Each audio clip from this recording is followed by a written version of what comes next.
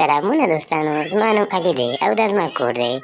دوستانو زه نن راغلی یم چې تاسو ته ښکلې شانته کیسه وکړم د یو غل او د پولیس درمیان.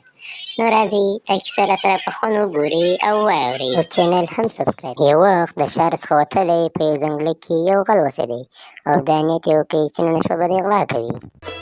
په دې کلي کې د ساره په نامه یوه نجلۍ اوسېدله چې د کور غړي یو ځای مېلمانه وه او دا په خونې کې یوازې وه، نو د ساتېري دپاره یې نڅا کوله او خپل ساعت یې تېروی. نو کله چې غل و کلي ته داخل سو، اوس یې د بدبختانه د ساره و خونې ته داخل سو او راغلو کور ته.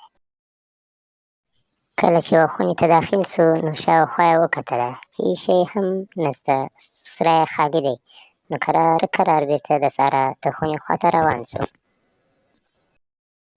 کله چې و خونې ته داخل سو چې ویې کتل سهرا نڅا کوي، نو یو څه موده یې ورته وکتل، پس یې ورته وویل چې نجلۍ چې په کور کې څه هم لرې نو چوپچاپ ټوله راوباسه او ماته یې راکړه، ږغ مه لره، چوپ شه. او ساره داسې ورته وویل ما سره په خدا که شی لري، په کور کې شی نه لرو. او غله ته هم خشم ورغلو. ساره ښه ټیټه وډبول، ښه یې وویله. ساره ښه چې په زوره چیغه وهله مرسته د خدای دپاره ما وژغورئ، علي مرسته. او د هغه خوندکۍ چې سمدستي ولید نو پولیس ته یې زنګ ور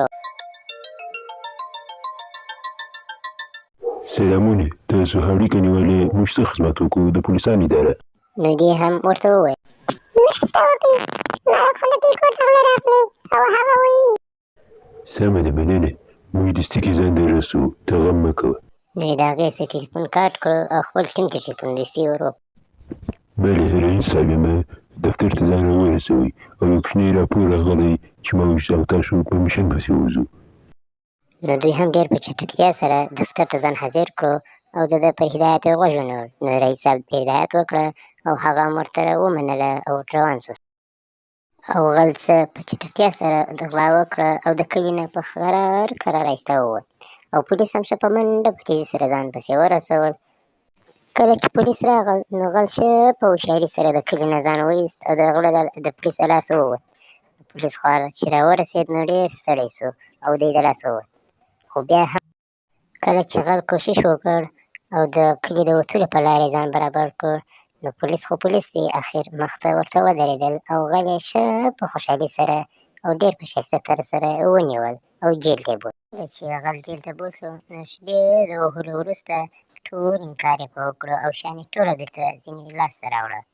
او غل ښه ډېر وهلو وروسته یوازې په جیل کې پاته او افسوس شروع کړ او پر سر یې لاسونه ونیول. کاش چې ما غلا نه وای کړې، ای کاش. او ساره هم د پولیس نه مننه وکړه او سلامي یې وکړه، خپل کور ته راغله. نو پولیس بېرته خپل پر دنده کښېنست او خپل په کراره سره وظیفه پیل کړه. او ساره خپل خوندکۍ هم راوغوښت، بېرته یې په خونې کې خپل نڅا شروع کړه او ساعتېری شو.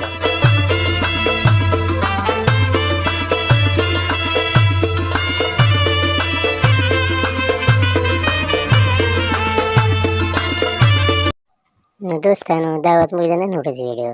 که ستاسو خوښه سوی نو لایک، چینل سبسکرایب او ګنټۍ نښان هم پروئ تر څو موږ نور ښایسته ویډیوګانې تر تاسو پورې در ورسوو. نو د نن لپاره دغونه کافي ده. د خدای په امان. او په کمنټ کې ولیکئ چې د کوم نکل باره کې زه تاسو ته نکل راوړم او زه ځم نکل اوس جوړوم. بای بای.